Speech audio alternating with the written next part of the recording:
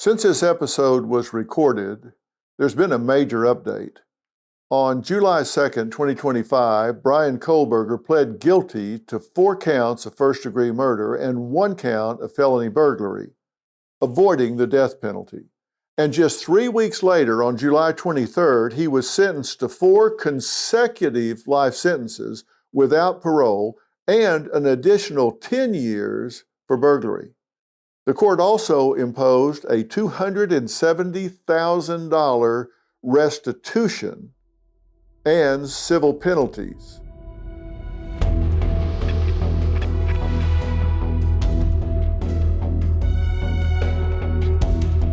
Welcome back to Mystery and Murder, analysis by me, Dr. Phil, where we break down the twists and turns of some of the most fascinating and infamous cases. We're diving deep into the minds of both victims and perpetrators. Now, why do that? Because I really want to share with you what drives them, what breaks them, and what we can all learn from their stories. You know, behavior, human behavior, is on a continuum. All the way from the angelic behavior of an innocent young child to the evil behavior of a mass murderer or a serial killer. It's important that we understand what people are capable of. We don't want to have a positive bias that makes us naive and Pollyannish about what people are capable of. I think it's important that we understand the dark side. Now, during this episode, we'll examine that dark side. In the early morning hours of November 13th, 2022, 4 promising college students were brutally stabbed to death in an off-campus house in Moscow, Idaho. The victims, Madison Mogen, Kaylee Goncalves, Xana Kernodle, and Xana's boyfriend, Ethan Chapin, had their lives cut tragically short in a crime that would soon be called a quadruple homicide. You've all heard about it. It shocked the nation. The community was stunned. It was almost unthinkable that such a violent act could happen so close to the University of Idaho campus. It would be one thing if this had happened in a busy, crime-ridden city, but we're talking about Moscow, Idaho, a close-knit town where students often felt safe enough to leave their doors unlocked and even walk home late at night without feeling even an ounce of fear or trepidation. That was all about to change. While a defendant, the accused murderer Bryan Kohberger, is currently in custody with his trial set to begin in August, this case is far from over, and it has transfixed law enforcement and the public alike. Now, I discussed this case at length on Dr. Phil, both when the subject was still at large and when Kohberger was first arrested, bringing on experts to weigh in on the investigation. So I've looked at this in depth already. Let's dive into the details of this case and the unfolding events to try and gain insight into the mind of the kind of killer capable of such a horrifying act. Now, when you see many of the photos of Madison, Kaylee, Xana, and Ethan, it's immediately striking just how young they were. Not one of them was over 21 years old. They look like your typical college kids, happy, smiling, having fun. In one photo, Ethan stands at a frat party proudly wearing his Sigma shirt. In another, he's out on a boat during the summer with his family just months before the tragedy. Several images show him smiling with his arms around his girlfriend, Xana. Then there are countless pictures of Madison and Kaylee, always side by side, so similar in appearance that they could easily be mistaken as sisters. One of the now most famous photos is of the 4 of them posed together alongside the 2 survivors of the deadly rampage. In the photo, Xana and Ethan smile with their arms wrapped around each other, while Maddie playfully poses atop Kaylee's shoulders. It's a snapshot of 4 college friends, seemingly carefree, goofing around outside their shared home. Kaylee sent those pictures to her mother, Christy, on November 12th, 2022. It would be the last message Christy ever received from her daughter. The very next day, all 4 of them would be gone. So who were they before that fateful night? First, Kaylee Goncalves. Well, she was 21 years old at the time of her death. She lived with her close friend Xana Kernodle, and Madison Mogen. One of 5 children, Kaylee was a senior at the University of Idaho, where she was majoring in general studies and was part of the Alpha Phi sorority. She had grown up with Madison in northern Idaho, and they were so close that they viewed each other as more than friends. They were really like sisters. Kaylee had plans after college to go on a trip to Europe. Then, after a well-deserved summer of fun and travel, she planned on taking a tech job in Austin, Texas. Madison Mogen was also a senior at the University of Idaho, majoring in marketing. Originally from Coeur d'Alene, she had plans to move to Boise after graduation to begin the next chapter of her life. Madison had been Kaylee's best friend since the 6th grade, and she was also close with their other roommate, Xana Kernodle. Madison and Xana both worked at the Mad Greek restaurant in downtown Moscow, where Madison put her marketing skills to use by managing social media campaigns for the business.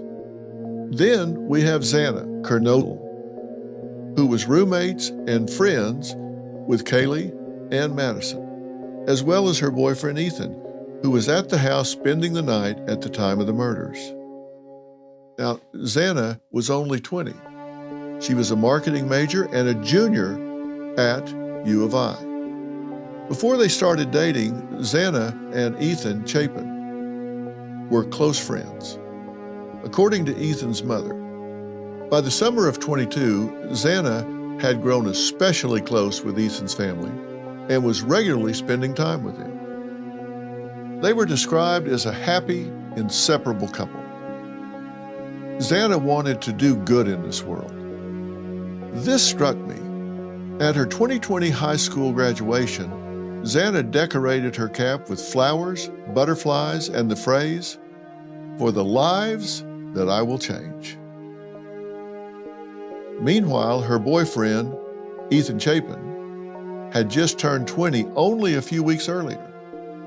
Originally from Washington, Ethan was known for his love of basketball. He was a triplet and was very close with his siblings, Maisie and Hunter. The 3 of them began their college journey together when they all enrolled at the University of Idaho that past August. A freshman studying sports management, Ethan was also a member of Sigma Chi fraternity.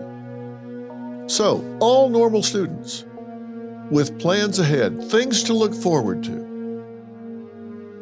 What happened? Coming up, no one expects or anticipates walking into a room and finding someone you know and love unresponsive and covered in blood.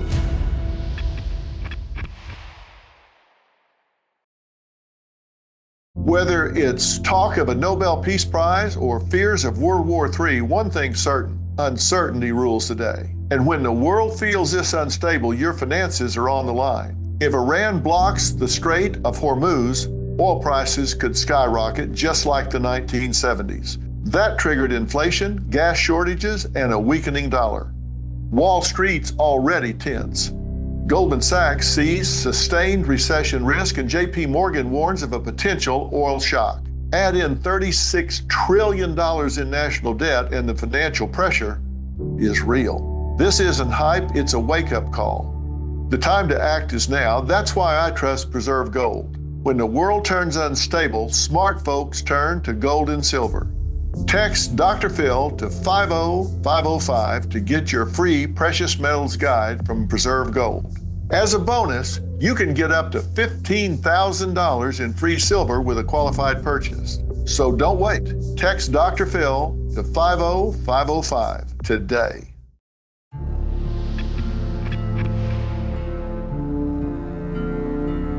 Well, let's fast forward to the morning after their deaths and listen to the 911 call made when these innocent victims were discovered. It's a chilling moment, now available to the public, as prior public records requests were denied due to a gag order on the case. Idaho Murders 911 call. Give it a listen. 11:55 a.m. 42 seconds, November 13, 2022. 911 location of your emergency. Hi, something is happening. Something happened in our house. We don't know what. What is the address of the emergency? 1122.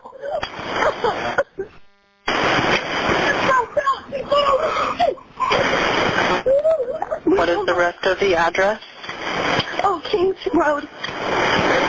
Okay. And is that a house or an apartment? It's a house. Can you repeat the address to make sure that I have it right? I'll talk to you guys. We live at the White, so we're next to them. I need someone to repeat the address for verification. The address, 1122 King Road. And what's the phone number that you're calling from? What's your phone number? And tell me exactly what's going on. One of the roommates has passed out, and she was drunk last night, and she's not waking up. Okay. Oh, and they saw some man in their house last night. Yeah. Hi, this is And are you with the patient? Okay, I need someone to keep the phone, stop passing it around. Can I just tell you what happened pretty much? What is going on currently? Is someone passed out right now? I don't really know, but pretty much at 4 a.m. Okay, I need to know what's going on right now if someone is passed out. Can you find that out? Yeah, I'll come. Come on, Bethany, you gotta go check. But we have to. Is he passed out?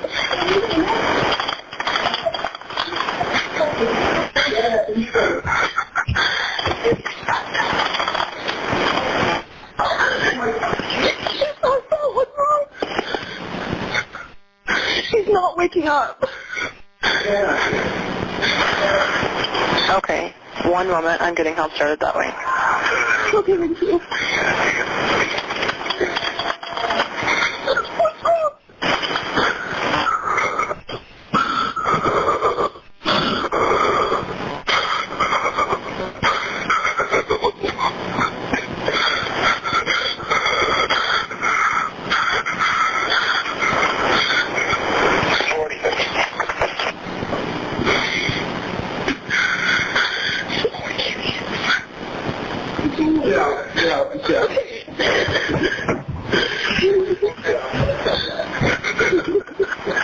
Okay, and how old is she?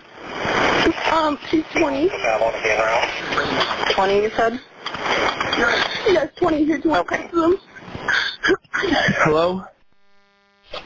Hello? Okay, I need someone to stop passing the phone around because I've talked to 4 different people. Okay, sorry, they just gave me the phone. Is she breathing? Hello? Is she breathing? No. Okay.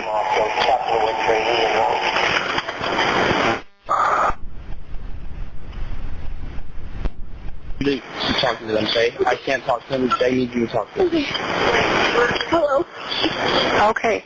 I've already sent the ambulance and law enforcement. Stay on the line. If there is a defibrillator available, send someone to get it now and tell me when you have it.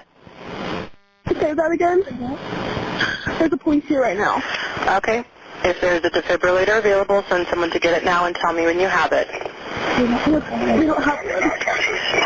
I think yes. Do you have a defibrillator? Yes, you have one.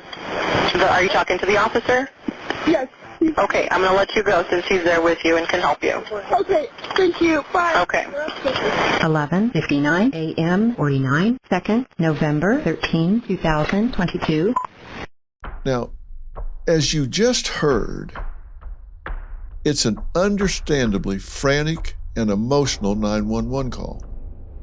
You hear young voices, both male and female, struggling to process the unimaginable. To really think about this, you have to kind of take pause and put yourself in their shoes. No one expects or anticipates walking into a house, walking into a room, and finding someone you know and love unresponsive and covered in blood. What upsets people the most, what gets people psychologically bent out of shape, is when you violate their expectations, and nothing violates your expectations more than this kind of thing. You walk in and expect to see your friend, see somebody you care about, just say hello, maybe sit on the bed, talk to them, whatever, and find them unresponsive and covered in blood.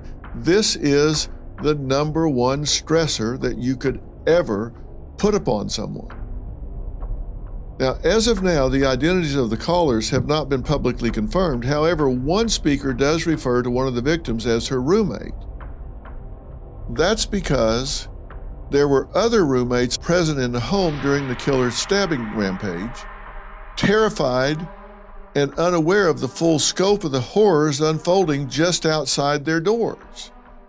Now, we'll talk more about the surviving roommates later, but it's clear from the call these were young adults faced with an unthinkable, no doubt traumatizing discovery. I mean, let's look at some of the conversation, and I have to comment on this 911 operator, because I think this 911 operator was doing an excellent job of trying to hold things together.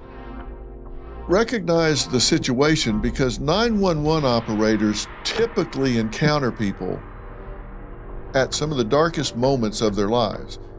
Because let's face it, people don't call 911 just to let you know how well things are going in their lives. They call 911 when they are in an emergency, when they are overwhelmed with what's going on, when they need help. And so they're usually at the end of their coping strategies, their coping resources and energies. So they've said, I'm done, I need help. And so they pick up the phone and 911. They meet people usually at the end of their rope. At one point, the 911 operator says, tell me exactly what's going on. The caller is, well, one of the roommates has passed out and she was drunk last night and she's not waking up. Oh, and they saw some man in their house last night. Yeah. The caller says, can I just tell you what happened pretty much? And the 911 operator is not wanting a history lesson, not wanting a timeline.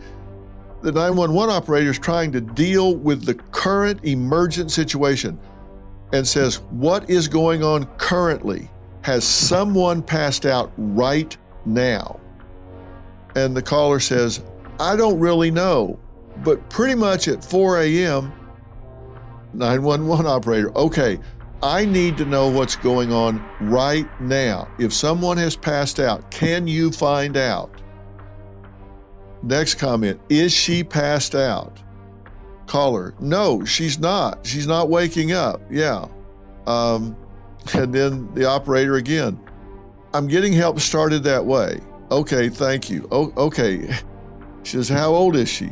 And then in just a couple of seconds, she says, I need someone to stop passing the phone around because I've talked to 4 different people. Then says, is she still breathing? She's really trying to get them focused so she can help them help someone in the moment if they're there, if there's something that can be done. So she probably felt like she was herding cats.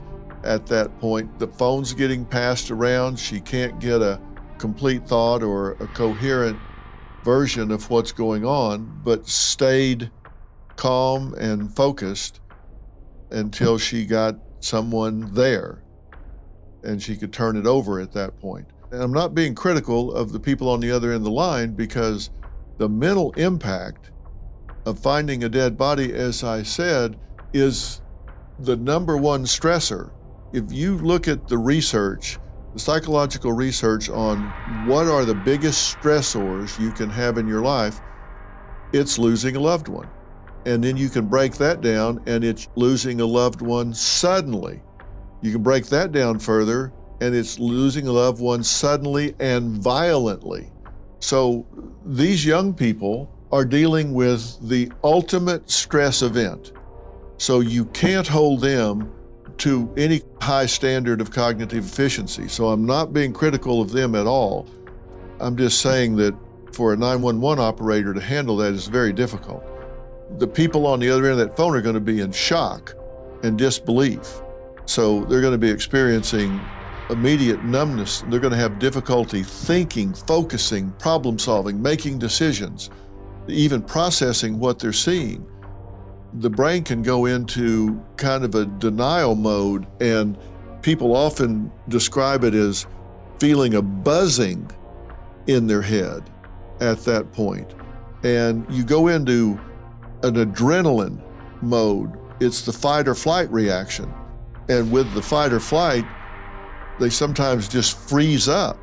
They can run, they can try to help, or they can just kind of go into this robotic, catatonic-like freezing where they just can't seem to get their arms and legs to move.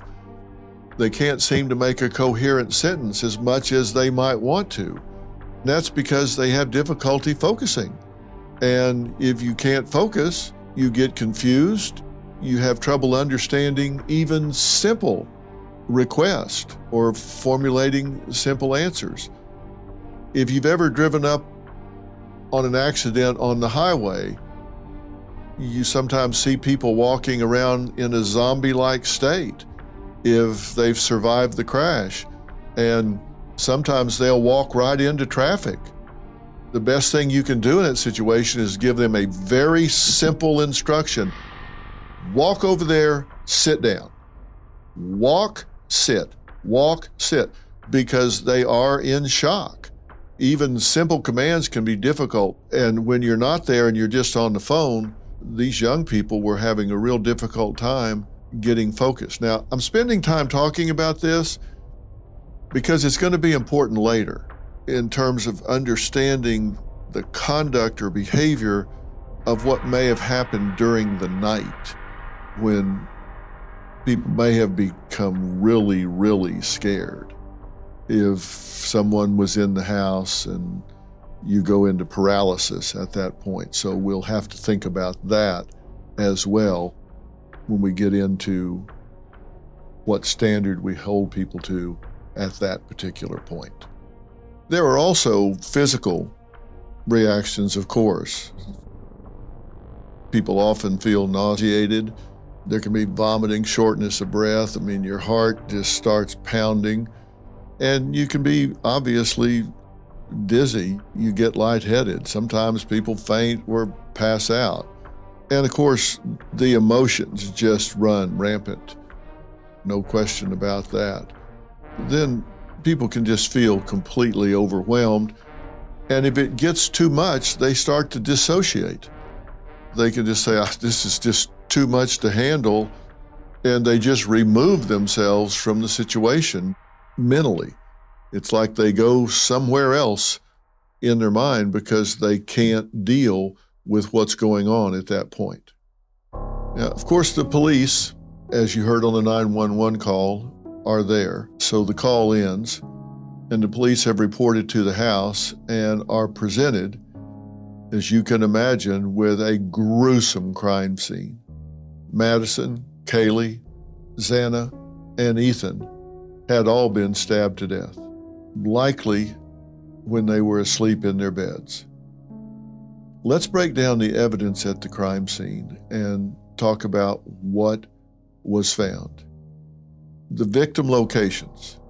Two of the victims, Kaylee and Madison, were found together in Madison's bedroom. located on the 3rd floor. It's believed that they were in the same bed at the time of the attack.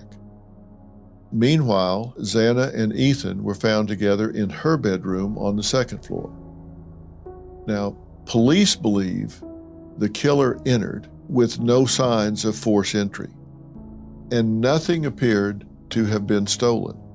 The sliding glass door on the 2nd floor on the back side of the house is believed to have been the entry point. The door was often left unlocked, according to friends and the other roommates. It was easily accessible from outside because the house was built into a hill, making the 2nd floor level with the backyard. Now, the front door, which was on the 1st floor, showed no signs of tampering or forced entry. So police did not publicly confirm the exact entry route, but strongly suggested the back sliding glass door is where the killer came in. As of now, detailed autopsies of the 4 remain sealed, as this is an ongoing case. However, we do know that the autopsies revealed that each victim suffered multiple stab wounds from what's believed to be a large knife. None of the victims showed signs of sexual assault. The knife was not found at the scene. However, based on the type of wounds, investigators believe they were looking for a K-bar style knife, which is typically associated with the military. It's a knife used for tactical purposes. Also tellingly, a K-bar knife sheath was found next to Madison's body. A lot of blood was found. This was a bloody crime scene. A particularly grim image published on Fox News depicted blood dripping down an exterior wall. This is significant because once the heart stops, obviously blood is not being pumped. So tragically, sadly, that suggests that there may have been a lot of damage done, a lot of stab wounds had been opened up on victims' bodies before the heart stopped. Was that on purpose? Is that just the way it worked out? We can talk about that later, but these were particularly gruesome deaths. The surviving roommates residing on the ground floor were not harmed. Now, the county coroner, Kathy Mabut, gave an initial news interview in which she described her findings. She was not able to reveal much due to the ongoing investigation, but she made it clear it was brutal. And things just didn't happen like this in this small community. A few things stand out. First and foremost, the method of the attack. A suspect wielding a knife. It sounds like something out of a horror movie, but this was anything but imaginary. Let's discuss what this can reveal about a killer's mindset when a knife is their weapon of choice. Now, first off, a knife can be chosen for a lot of different reasons. One is it's very stealthy. So if you're coming in at night and you have victims when you are concerned about being discovered, clearly a knife is quiet as opposed to a gun, whatever, but it's also an intimate and personal way to take someone's life. Now, why do I say that?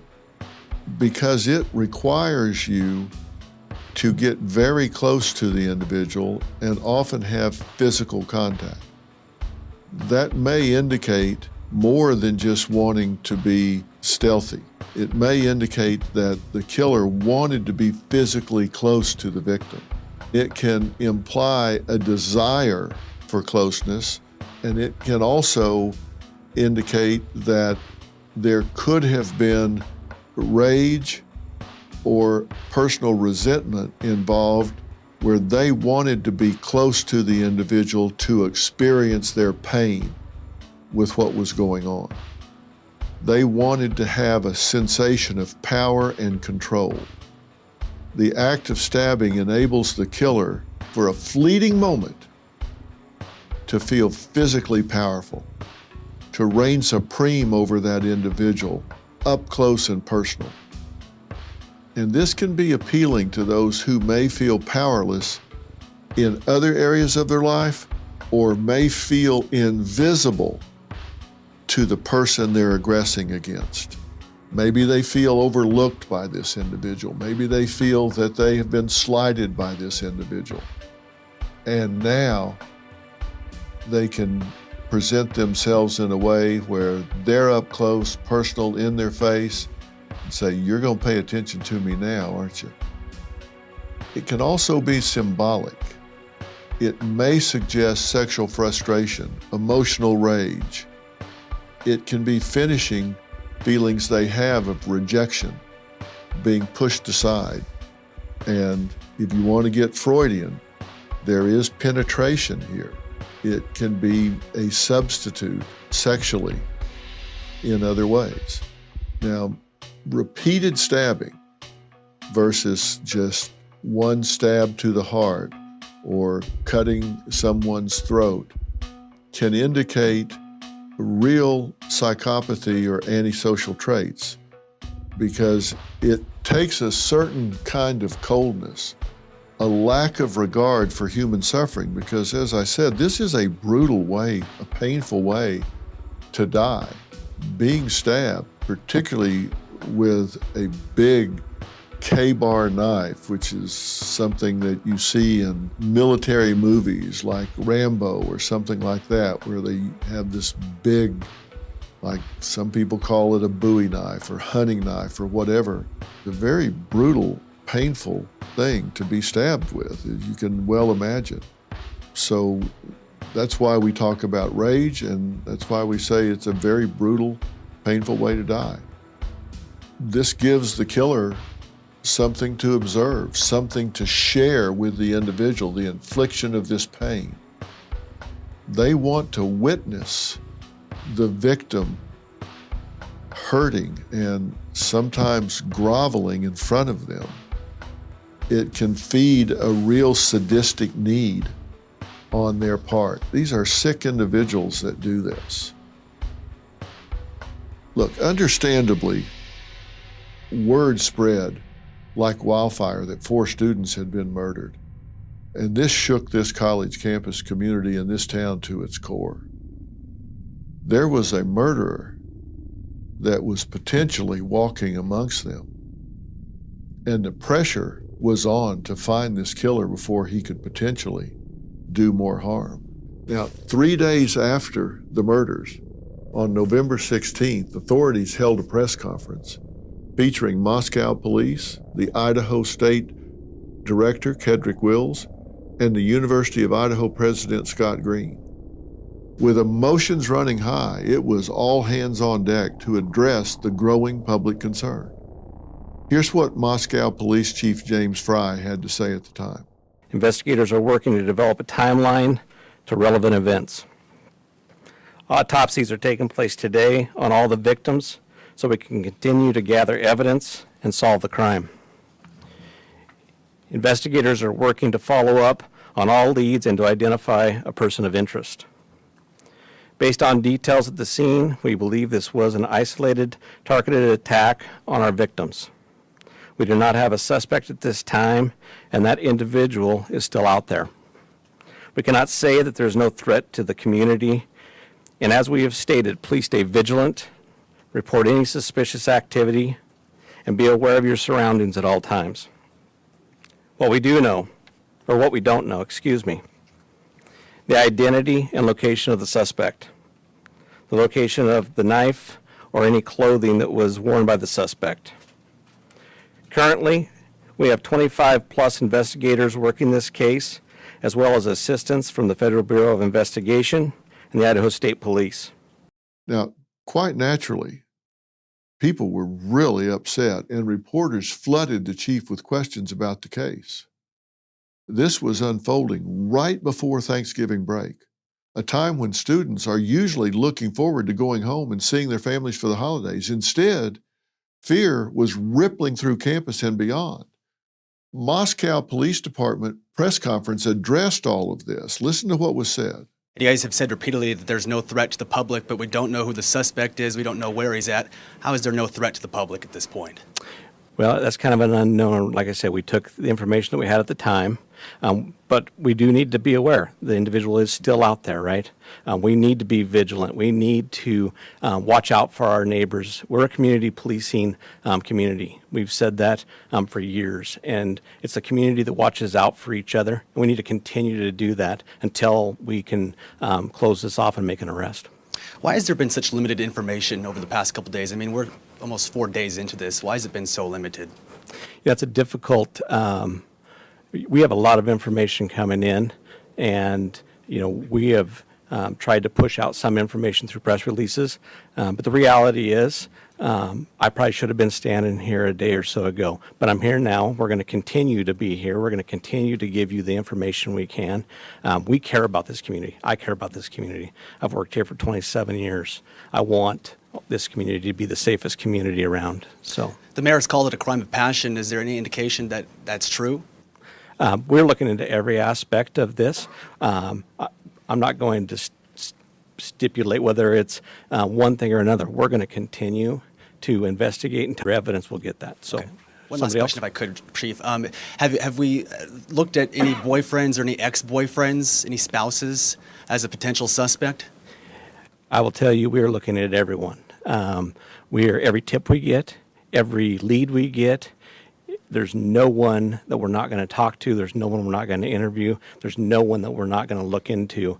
And we're going to do our due diligence. We're going to make sure that nothing goes unturned and that we do everything we can with the assistance of all the resources we have to get a final answer.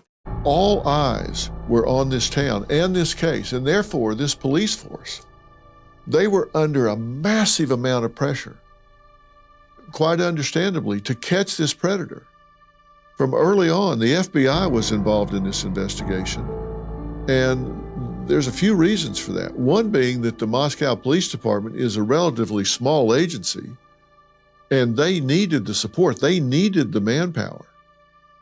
Another being the severity of the crime.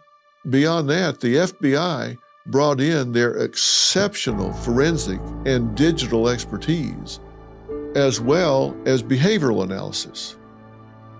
Meanwhile, as the case dominated the headlines and it just spread across every major social media platform, the devastating reality had already taken hold. The families of the 4 victims were shattered, forever changed by an unthinkable loss. On November 30th, the University of Idaho held a candlelight vigil for Kaylee, Madison, Xana, and Ethan, offering a moment to honor their lives amid the fear and heartbreak of an unsolved crime. Steve Goncalves, Kaylee's father, gave an emotional speech, sharing memories of his daughter and her close bond with Madison. Ethan Chapin's mother, Stacy, cried as she told the other participants, "We are eternally grateful that we spent so much time with him." That's the most important message we have for you and your families, to make sure that you spend as much time as possible with those people, because time is precious and it's something you can't get back. 4 sets of parents lost children that terrible night. And law enforcement knew they had to do everything in their power to bring this unknown monster to justice. On the next episode of Mystery and Murder, we'll follow investigators as they hunt for this mystery killer, leaving no stone unturned as they break down the timeline of the roommates. They're going to look at the final hours on that fateful night. They're going to really look from a behavioral analysis standpoint at why this may have happened. What kind of person would be moved to do this crime, and why in such a brutal way? Were there reasons that could predict who would have done this?